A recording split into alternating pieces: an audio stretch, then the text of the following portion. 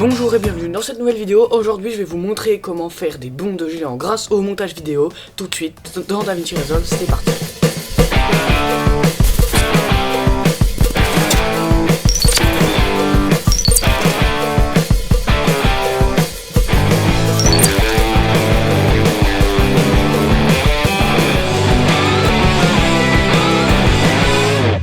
Avant de parler du montage, nous allons parler du tournage. Donc tout d'abord, il faut que vous tourniez un plan sans l'acteur. On va appeler ça le clean plate. Et il faut absolument que votre caméra soit posée sur un trépied ou quelque part pour ne pas qu'elle bouge. Donc vous allez filmer le décor sans l'acteur. Ensuite, sans bouger la caméra, vous allez filmer le décor avec l'acteur qui saute. Donc le but c'est d'utiliser une contre-plongée pour que le bâtiment paraisse plus petit à la caméra. Et autre chose, c'est que l'acteur doit sauter assez proche de la caméra et ses pieds doivent dépasser le haut du bâtiment, comme dans l'exemple que je vous mets. Une fois que vous avez vos deux plans, on se retrouve dans DaVinci Resolve. Donc on se retrouve dans DaVinci Resolve. Ici il y a mes deux plans que je les ai préparés, je les ai déjà coupés comme voulu. Ici j'ai mon premier plan, c'est mon clean plate sans l'acteur, vous voyez ici. Et là j'ai mon plan avec l'acteur qui saute. On voit bien que les pieds dépassent le bâtiment, donc c'est exactement ce qu'on veut. Maintenant il va falloir les positionner. Donc on met le clean plate en haut, en première position, et on va mettre le plan avec le personnage qui saute en dessous. Donc moi j'ai déjà réglé la durée des plans, donc si jamais vous ça ne fait pas la bonne durée, vous pouvez raccourcir votre clean plate pour que ça dure le bon nombre de temps. Une fois qu'on a fait ça, pour éviter tous les problèmes plus tard, on va cliquer sur notre premier plan et on va faire clic droit. Et là on va chercher tout en haut, nouveau plan fusion. Ensuite on va faire pareil avec notre plan d'en dessous. Voilà. Donc là je viens de créer deux plans fusion, ça nous permettra d'éviter les bugs une fois dans fusion. Donc là on va ouvrir notre premier plan, donc le plan du haut dans fusion. Donc on fait clic droit, ouvrir dans la page fusion. Donc là on arrive dans la page fusion. Donc si vous n'avez pas exactement cet affichage là, vous voyez le logo qui est ici, vous arriverez peut-être comme ça, vous avez juste à cliquer pour arriver sur un seul visualiseur, ce qui est plus approprié dans notre cas. Maintenant ce qu'on va faire, c'est qu'il va falloir dessiner un masque autour du toit de la maison pour pouvoir isoler cette partie là et la mettre en surimpression par dessus notre personnage, vous allez comprendre. Donc on choisit l'outil polygone qui est ici. On le fait glisser dans l'espace de travail, on le pose, et là on va pouvoir zoomer dans notre visualiseur en utilisant CTRL plus la molette ou commande plus la molette sur Mac.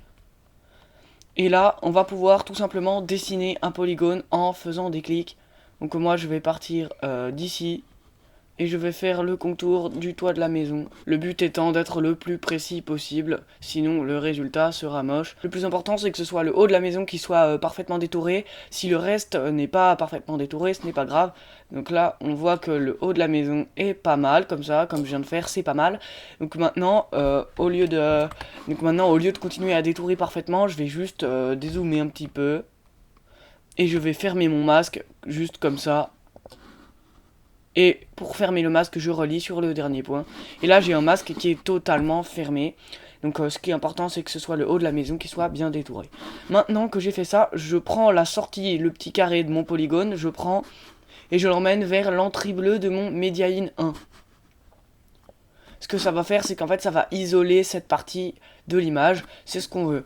Donc là, je vais vous inviter à vous rendre ici dans les réglages et à ajouter un petit peu de bord flou. Vraiment un tout petit peu, parce que si vous en mettez beaucoup, le résultat ne fera pas réaliste. Vous pouvez aussi augmenter légèrement ou réduire la largeur de la bordure selon votre détourage.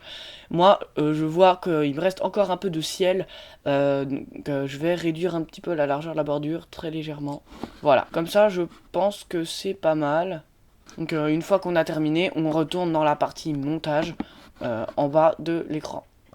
Et là, on voit déjà qu'on a un résultat qui est pas mal. On voit que notre personnage est passé derrière la maison. Donc si on fait lecture, on voit le personnage géant derrière la maison. Mais pour l'instant, il ne saute pas encore par-dessus. Ce qu'on va faire, c'est tout simple. C'est qu'il va falloir chercher dans votre timeline le moment où les pieds du personnage sont au-dessus de la maison. Donc vous allez chercher, vous vous déplacez avec les flèches du clavier pour chercher image par image.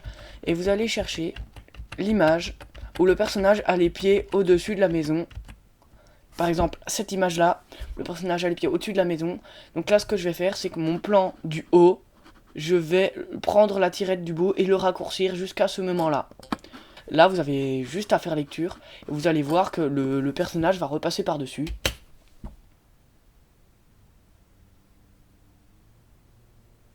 Donc voilà, là le résultat est un petit peu saccadé dans le logiciel de montage, mais quand vous exporterez, il n'y aura plus aucun problème. Et voilà, c'est déjà la fin de cette vidéo qui était plutôt courte. J'espère que le tuto aura été clair et vous aura plu. Essayez de reproduire ça chez vous, et si vous avez des questions, postez-les en commentaire, je vous répondrai. Et sinon, allez voir mes autres vidéos qui s'affichent juste à côté de moi en ce moment. Elles vont sûrement vous plaire, puisqu'elles parlent aussi de montage vidéo. Et sinon, j'ai aussi des tutoriels iPhone, notamment avec ChatGPT, qui pourraient peut-être vous plaire. Allez, salut!